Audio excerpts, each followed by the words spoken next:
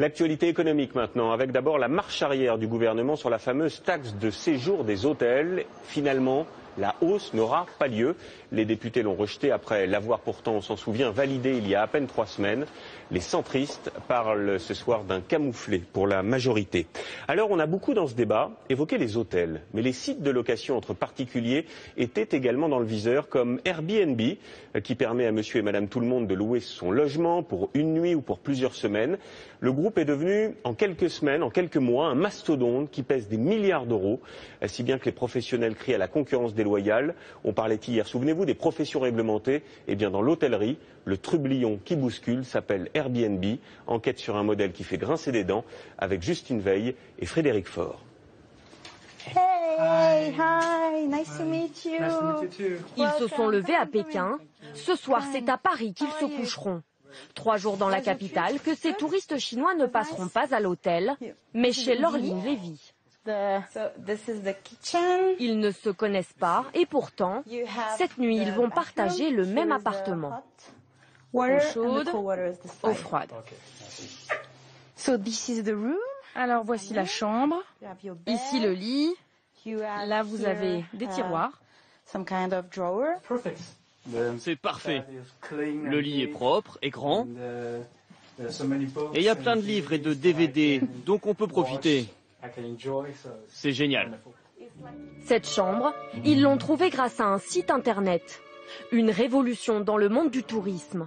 Un réseau de 34 000 villes, dans 190 pays différents, et déjà utilisé par 10 millions de voyageurs. Né il y a 6 ans, ce géant de la location de vacances pèse aujourd'hui 10 milliards de dollars, plus que certains groupes hôteliers. Le principe, louer son appartement quand on n'y est pas, ou comme Laureline Lévy, proposer une pièce que l'on n'utilise pas. Un espace vide à Paris, ça coûte de l'argent, donc on a préféré le rentabiliser. Donc voilà, ça nous fait une petite somme par mois, on est entre 300-400 euros, et ça nous aide à rembourser le crédit, payer des impôts. Et ça vous dérange pas d'avoir des inconnus chez vous? Bah non, pour l'instant ils sont tous gentils. 50 € la nuit, un prix imbattable pour ces étudiants. J'ai un budget limité, donc si je dépense moins d'argent pour le logement, je peux en dépenser plus pour acheter des souvenirs, aller dans les musées, donc c'est super. Un concept né aux États-Unis et qui fait fureur en France. Mais derrière cette croissance exponentielle se cachent parfois des dérives. D'abord, certains utilisateurs ne respectent pas la loi. Comme cette jeune femme qui préfère garder l'anonymat. Pour payer le loyer de son studio, plus de 1 000 €, elle le sous-loue sans l'accord de sa propriétaire et surtout sans déclarer ce complément de revenu, une pratique illégale. Donc je ne le déclare pas parce que ça vaudrait plus la peine, parce que au final, si je le déclarais, la part d'imposition